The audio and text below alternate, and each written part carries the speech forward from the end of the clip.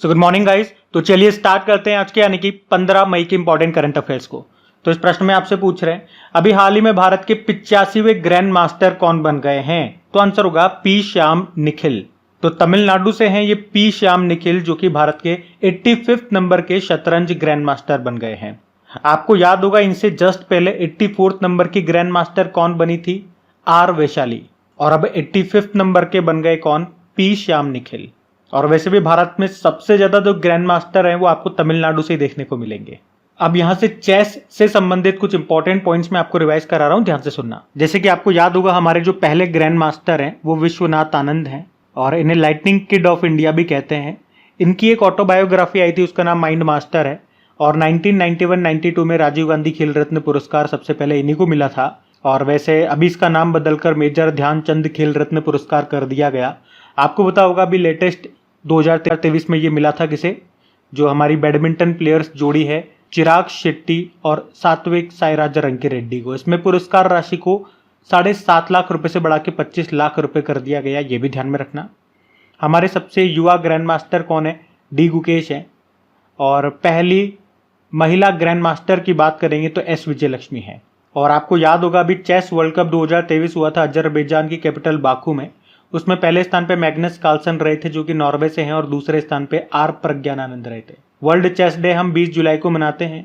भारत में पहली बार chess academy कहाँ पे खुलेगी, उड़ीसा की कैपिटल भुवनेश्वर में। और फिडे चेस ओलंपियाड 2024 में कहाँ पे होंगे, हंगरी के बुडापेस्ट में होंगे। फिडे की बात करें तो हेडक्वार्टर होता है लुजेन स्विट्जरलैंड में। प्रेसिडेंट इसके हैं आरकेडी डोरकोविच और वाइस प्रेसिडेंट हैं विश्वनाथ आनंद। और एक स्टैटिक प्रश्न हमेशा बताता हूँ, ये प्रश्न एग्जाम में आ चुका है कि जो आपका चेस बोर्ड होता है उसमें टोटल नंबर ऑफ स्क्वायर्स कितने होते हैं, तो आंसर होगा 204 होते हैं। टोटल नंबर ऑफ ब्लॉक्स पूछेगा तो बच्चा भी आंसर कर देगा, 8 इधर होते हैं तो 64 हो जाएंगे। लेकिन टोटल नंबर ऑफ स्क्वायर्स पूछ रहे हैं तो आंसर होगा 204। अगला प्रश्न देखते हैं हम। फिर आपसे पूछ रहे हैं अभी हाल ही में किसे साहित्य अकादमी फेलोशिप से सम्मानित किया गया, तो आंसर होगा रस्किन बॉन्ड को। तो ब्रिटिश इंडियन लेखक हैं ये रस्किन बॉन्ड, और इनका नाम तो आपने जरूर सुना होगा। डेली करंट अफेयर्स वाली क्लास में हमने कई बार पढ़ा इनके बारे में, इनकी बुक आती रहती है हर साल। अभी लेटेस्ट अगर मैं आपसे पूछूं 2023 में इनकी कोई बुक आई थी क्या, तो आंसर होगा यस, द गोल्डन ईयर नाम से बुक आई थी इनकी। और अभी इन्हें साहित्य अकादमी का जो सर्वोच्च सम्मान कहा जाता है साहित्य अकादमी फेलोशिप, और उसी से अभी इनको सम्मानित किया गया। वैसे तो 2021 में इस सम्मान के लिए इनको चुना गया था, पर हेल्थ प्रॉब्लम्स के कारण इनको दिया नहीं जा सका और अब जाके दिया गया। तो याद रखना किन्हें दिया गया, रस्किन बॉन्ड को। इनके बारे में कुछ इंपॉर्टेंट जानकारियां मैं आपको दे दूं तो 1978 में एक फिल्म आई थी जुनून, वो इनकी ही बुक पर आधारित थी। इनकी बुक का उस नाम था वो इनकी ही बुक पर आधारित थी जिसका नाम था फ्लाइट ऑफ पिजन्स। और इन्हें 1992 में साहित्य अकादमी पुरस्कार भी मिल चुका है। और द ब्लू अम्ब्रेला इनकी बहुत ही फेमस बुक है जिसपे बच्चों की एक मूवी भी बन चुकी है। इन्हें पद्मश्री भी मिल चुका है 1999 में, और इन्हें साहित्य अकादमी बाल साहित्य पुरस्कार भी मिल चुका है 2012 में। अच्छा, अब यहाँ पे अभी 2024 में जितने भी इंपॉर्टेंट अवार्ड्स हमने पढ़े हैं वो सारे मैं आपको रिवाइज कराऊंगा, तो बिल्कुल ध्यान से सुनना। एक आपने पढ़ा था व्हीटली गोल्ड अवार्ड, जिसे ग्रीन ऑस्कर भी कहते हैं, भी 2024 में दिया गया पूर्णिमा देवी बर्मन को, बड़ा इंपॉर्टेंट है। और इसी तरह से गोल्डमैन पर्यावरण पुरस्कार 2024 भी हमने पढ़ा था, इसे ग्रीन नोबेल प्राइज कहते हैं, ये आलोक शुक्ला को मिला, ये छत्तीसगढ़ से हैं। और पूर्णिमा देवी बर्मन कहाँ से, असम से हैं। अभी 2024 का लच्छू महाराज पुरस्कार ये पंडित राजेंद्र गंगा नाई को दिया गया। कीस मानवतावादी पुरस्कार 2021 चुना गया रतन टाटा जी को, और 2023 का मिला बिल गेट्स को। वर्ल्ड प्रेस फोटो 2024 का खिताब जीता मोहम्मद सलीम ने। आर्यभट्ट पुरस्कार पाउलिरी सुब्बा राव को मिला। लता दीनानाथ मंगेशकर पुरस्कार 2024 मिला अमिताभ बच्चन को। एबेल पुरस्कार जिसे गणित का नोबेल पुरस्कार कहा जाता है ये मिशेल टेलाग्रेन को मिला। एरास्मस पुरस्कार अमिताभ घोष को मिला। 2024 का प्रित्जकर पुरस्कार रिकेन यामामोटो को मिला, जापान से हैं। मिस इंडिया 2024 का खिताब जीता क्रिस्टीना प्रिस्कोवा ने, चेक रिपब्लिक से हैं। 2023 का जेडी बिरला पुरस्कार मिला डॉक्टर अदिति सेन डे को। ज्ञानपीठ पुरस्कार अभी 58वां मिला जगत गुरु रामभद्राचार्य और गुलजार को। केपीपी नाम्बियार पुरस्कार मिला एस सोमनाथ जो कि इसरो के अध्यक्ष हैं। C K Nayudu life time achievement award मिला रवि शास्त्री और फारूक इंजीनियर को। असम वैभव सम्मान, असम का सर्वोच्च सम्मान कहा जाता है इसको। हमारे पूर्व चीफ जस्टिस ऑफ इंडिया को मिला रंजन गोगोई साहब को। MS स्वामीनाथन पुरस्कार BR कंबोज को मिला। बाकी 2023 का शस्त्र रामानुजन पुरस्कार रुइक्स्यांग झांग को मिला। अकादमी पुरस्कार हिंदी भाषा के लिए मिला संजीव को मुझे पहचानों के लिए, और अंग्रेजी का मिला नीलम शरण गौर को रेक्विएम इन रागा जानकी के लिए। 33वां व्यास सम्मान मिला पुष्पा भारती को यादें यादें यादें के लिए, और 33वां सरस्वती सम्मान मिला प्रभा वर्मा को रुद्र सात्विकम के लिए। तो लगभग यहाँ पे 20-22 जो मैंने आपको इंपॉर्टेंट अवार्ड से रिवाइज कराए हैं, ये सारे के सारे मोस्ट इंपॉर्टेंट हैं। अभी जनवरी से लेके अभी तक जितने भी इंपॉर्टेंट अवार्ड्स हैं वो सारे मैंने आपको यहाँ रिवाइज करा दिए। इनको ध्यान में रखना, मैं आपको रिपीटेशन में लेता रहूंगा, इनका रिवीजन करवाता रहूंगा और ये आपको ऐसे ही याद हो जाएंगे। अभी अगला प्रश्न देखते हैं। फिर आपसे पूछ रहे हैं मई 2024 में विश्व हाइड्रोजन शिखर सम्मेलन और प्रदर्शनी 2024 का आयोजन कहाँ पे किया गया? तो आंसर होगा नीदरलैंड में। यहाँ हम बात कर रहे हैं विश्व हाइड्रोजन शिखर सम्मेलन और प्रदर्शनी की। इंग्लिश में बोलोगे तो वर्ल्ड हाइड्रोजन एनर्जी समिट और एग्जीबिशन 2024 की। इसका आयोजन अभी 13 से लेके 15 मई 2024 तक हुआ। कहाँ पे? रॉटरडैम नीदरलैंड में। और इस बार यानी कि पहली बार भारत ने यहाँ पे अपना मंडप स्थापित किया, यानी कि प्रदर्शनी लगाई, यानी कि एक तरह से अपना स्टॉल लगाया। और किस मंत्रालय ने लगाया? तो केंद्रीय नवीन एवं नवीकरणीय ऊर्जा मंत्रालय ने, new and renewable energy ministry ने। और हमारे इस मंडप का उद्घाटन किया हमारे इस मिनिस्ट्री के जो सचिव हैं, ऊर्जा मंत्रालय के जो सचिव हैं, सेक्रेटरी हैं, भूपिंदर सिंह भल्ला ने। तो इस प्रदर्शनी में हमने क्या बताया? तो यह ग्रीन हाइड्रोजन को बढ़ावा देने के लिए हमने क्या क्या पॉलिसीज शुरू की है और इसके उपयोग को बढ़ाने के लिए भारत सरकार क्या क्या कदम उठा रही है, इन सब का यहाँ पे हमने प्रदर्शन किया, एक स्टॉल लगाई, एक मंडप स्थापित किया, कुछ भी आप बोल दो। अच्छा, अगर मैं आपसे पूछूं कि भारत में राष्ट्रीय हाइड्रोजन मिशन कब शुरू हुआ था, तो 4 जनवरी 2022 को। आपको याद है हमारे जो स्टील मंत्री, जिनके पास एविएशन मंत्रालय भी है, नागरिक उड्डयन मंत्रालय भी है, यानी कि मैं बात कर रहा हूं ज्योतिरादित्य सिंधिया जी की। इन्होंने देश के पहले ग्रीन हाइड्रोजन प्लांट का उद्घाटन किया था। कहां पे? जिंदल स्टेनलेस लिमिटेड हिसार में। और अगर पूछे देश का पहला multipurpose green hydrogen pilot project कहां पे शुरू हुआ था? हिमाचल प्रदेश में। अच्छा, इसी तरह से कुछ और प्रश्न मैं आपको रिवाइज कराता हूं, देखो। और आप देखोगे ये सारे के सारे प्रश्न हाइड्रोजन से ही संबंधित हैं। ये सारे हमने करंट अफेयर्स में पढ़े हैं, तो ध्यान से सुनते जाना। आपको याद होगा हाइड्रोजन से चलने वाली भारत की पहली कार का नाम क्या है? मिराई है। ये टोयोटा की थी। और देश का पहला हाइड्रोजन ईंधन उद्योग स्थापित किया गया था झारखंड के जमशेदपुर में। और भारत की पहली हाइड्रोजन से चलने वाली ट्रेन ये कहाँ पे शुरू होगी? हरियाणा में। और इसका नाम होगा वंदे मेट्रो। वैसे आपको पता है कि हाइड्रोजन से चलने वाली एशिया की पहली ट्रेन किस देश ने शुरू की थी? तो आंसर होगा चाइना ने। जबकि विश्व की पहली इस तरह की ट्रेन शुरू की थी जर्मनी ने।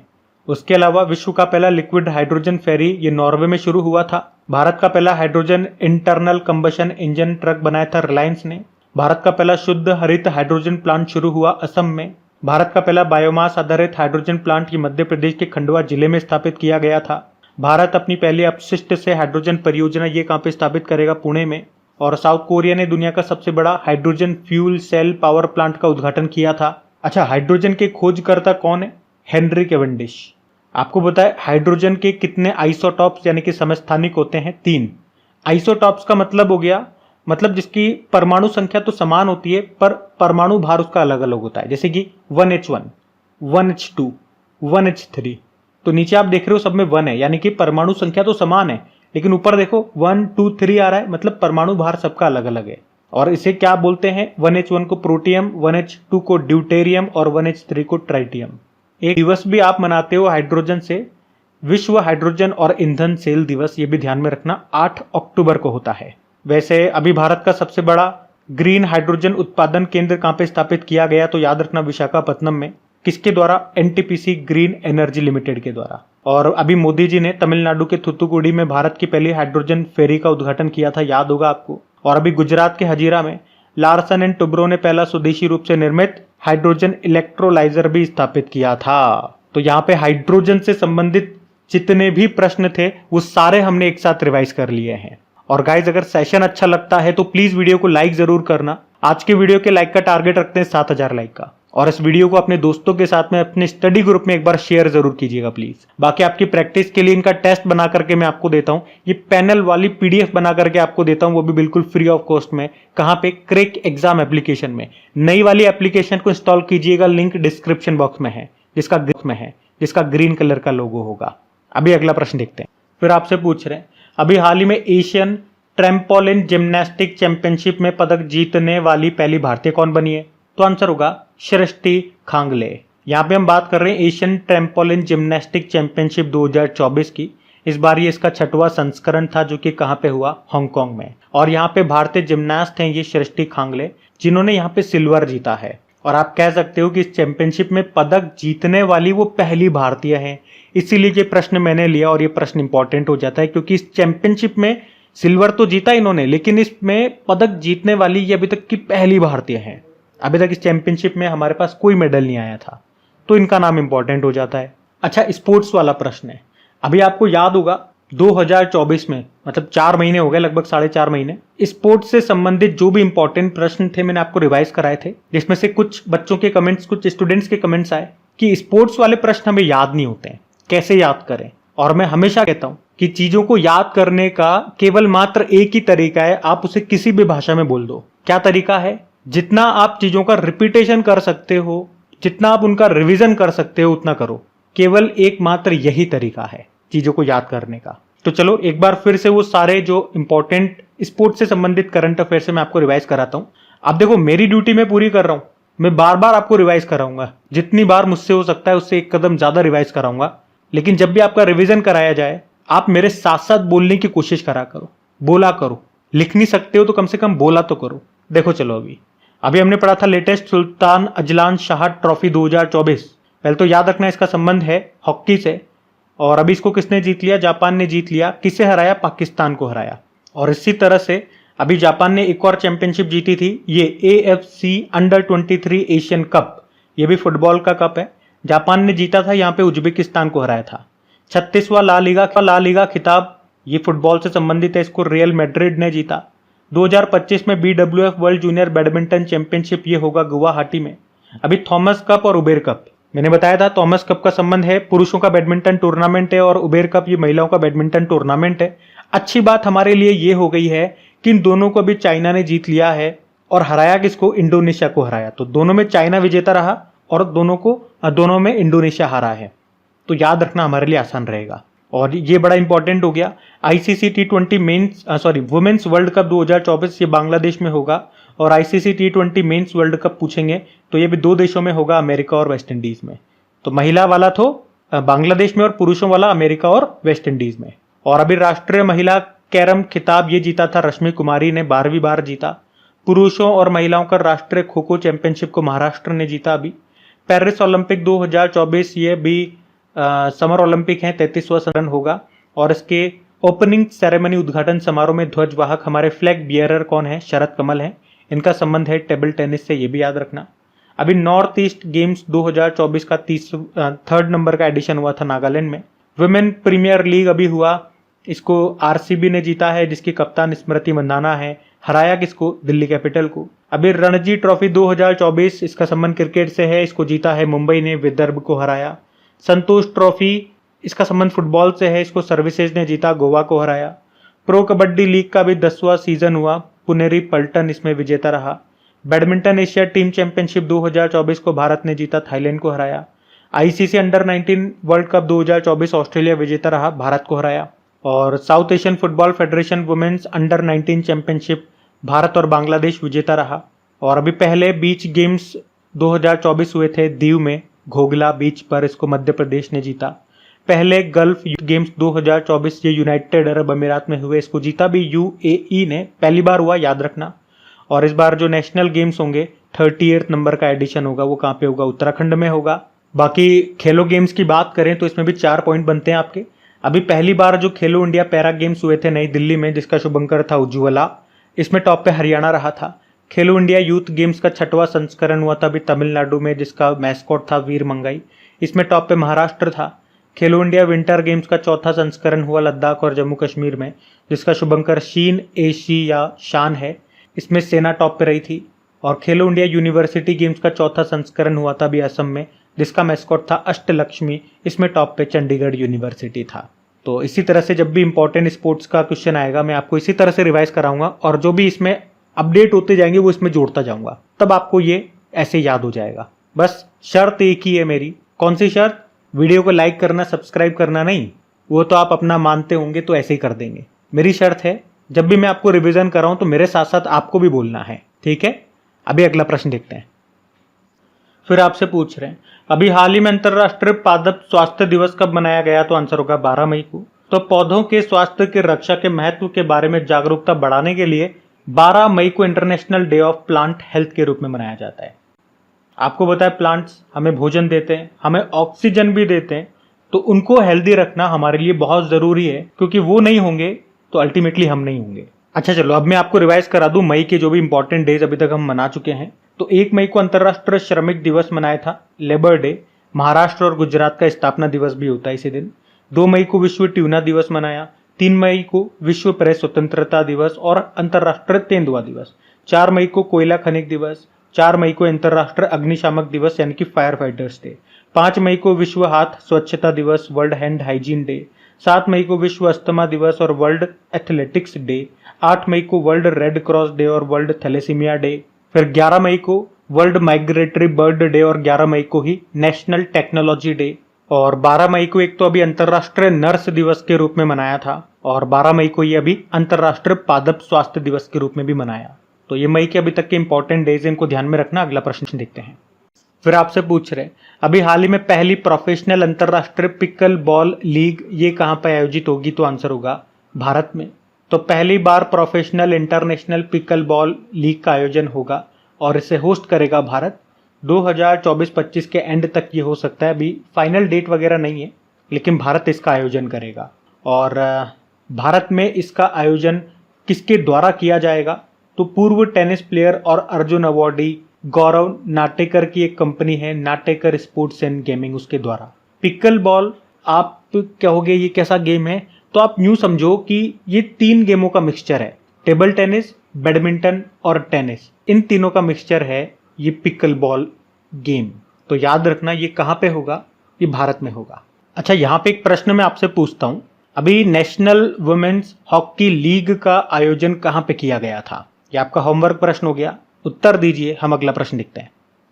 फिर आपसे पूछ रहे हैं अभी मई 2024 में भारतीय सेना की त्रिशक्ति कोर ने ऑपरेशन सद्भावना कहां पे चलाया? तो आंसर होगा सिक्किम में। तो अभी सिक्किम में बाढ़ आई थी, उसने काफी लोगों को प्रभावित किया, तो उन लोगों की मदद के लिए अभी भारतीय सेना की त्रिशक्ति कोर ने वहां पे ऑपरेशन सद्भावना चलाया। इस ऑपरेशन सद्भावना को ऑपरेशन गुडविल के नाम से भी जाना जाता है, और इसे हमारी भारतीय सेना के द्वारा चलाया जाता है जब भी हमारे देश के नागरिकों को कोई मुसीबत होती है, किसी मुसीबत में वो होते हैं, चाहे फिर वो प्राकृतिक आपदा के कारण हो या फिर पड़ोसी दुश्मनों से हमारे नागरिकों की रक्षा करने के लिए। जैसे कि आपको याद होगा भी कुछ समय पहले जम्मू कश्मीर और लद्दाख में भी इसको शुरू किया गया था, उस क्षेत्र में आतंकवाद से प्रभावित लोगों की मदद के लिए। तो यह है ऑपरेशन सद्भावना। यहाँ पे कुछ इंपॉर्टेंट ऑपरेशंस मैं आपको रिवाइज कराऊंगा, लेकिन उससे पहले अगर हम सिक्किम की बात करें जिसकी कैपिटल होती है गंगटोक, मुख्यमंत्री हैं प्रेम सिंह तमांग। कंचनजंगा नेशनल पार्क आपको यहीं पे मिलेगा, ये आपको ध्यान होगा। बाकी अब सिक्किम ने इंस्पायर नाम से एक कार्यक्रम, एक प्रोग्राम शुरू किया था और इसमें इसकी हेल्प की थी वर्ल्ड बैंक ने। अभी पुरानी पेंशन योजना को बहाल करने वाला, शुरू करने वाला पहला पूर्वोत्तर राज्य सिक्किम ही है। और सिक्किम का पहला अभी रेलवे स्टेशन कहाँ पे खुला?